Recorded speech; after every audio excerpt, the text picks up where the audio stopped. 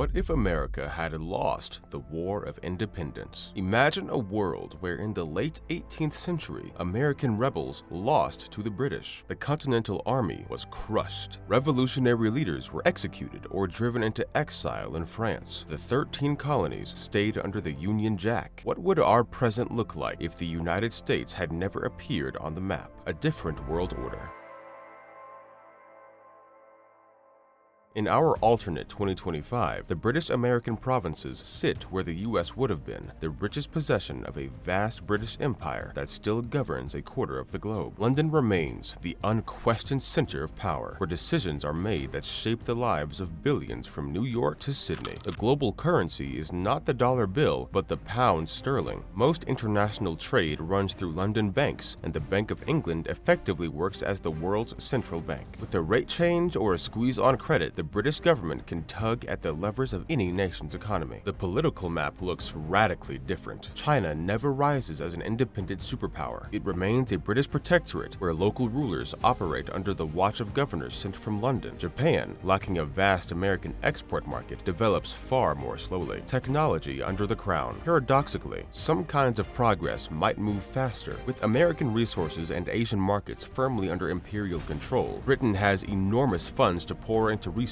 The steam engine is refined earlier and pushed further, and British universities, fueled by American gold, oil, and steel, stand unchallenged at the center of the global science. By now, we might already be flying to Mars on British ships powered by nuclear engines, conceived in Cambridge and Oxford. The internet appears 20 years earlier as an imperial coordination tool, a nervous system spanning Alaska to Australia. But innovation has a different character. Without America's entrepreneurial chaos, there are no garage startups like Apple or Google. New technologies are developed methodically inside giant chartered corporations under royal patents. Smartphones still arrive, but as conservative machines, reliable, expensive, designed for the elite rather than mass adoption. Artificial intelligence grows steadily in university labs, not in cutthroat tech farms. Perhaps it is more advanced, but it is certainly less accessible. Social networks either never take off or exist as private clubs for the aristocracy. Global culture looks unfamiliar. Instead of Hollywood, film is centered in London and in the empire's major American cities. Imagine a cinematic universe dominated not by superheroes, but by sweeping naval epics about British admirals and philosophical dramas about governing a globe-spanning empire. Star Wars never appears. The top franchise is a cycle of films about British explorers in space. Music evolves under a strong classical British influence. Jazz still emerges in American ports, but develops as a refined art for the elite rather than a grassroots sound. The Beatles might not be a Liverpool band that conquers the world, but court musicians playing for the crown and for imperial governors in America. Television is a state monopoly on a global scale. BBC Logic empire-wide. News, entertainment, and education are coordinated from London. Independent channels and streaming platforms don't exist. Instead, a single imperial broadcasting company beams the same polished schedule to every continent.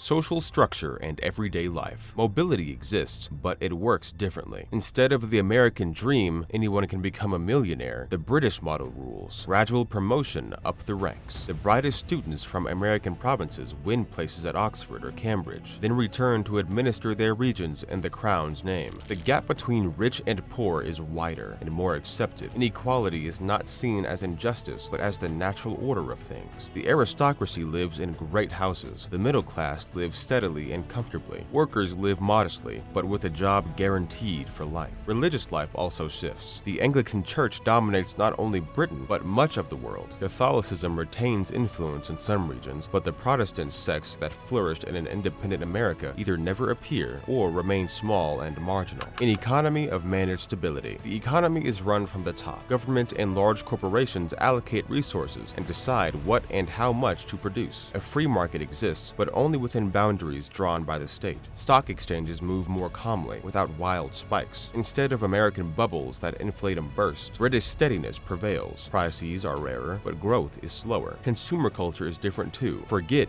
buy new every year. The reigning idea is buy something well made and keep it for life. Goods are sturdier and pricier. Environmental consequences. Paradoxically, the planet is in better shape. British conservatism and a managed economy mean less waste. Without American overconsumption, assumption, climate change might never become a global crisis. The Amazon rainforest remains largely intact. Imperial policy values resources and preserves them for future generations. Oceans are cleaner, cities are less polluted.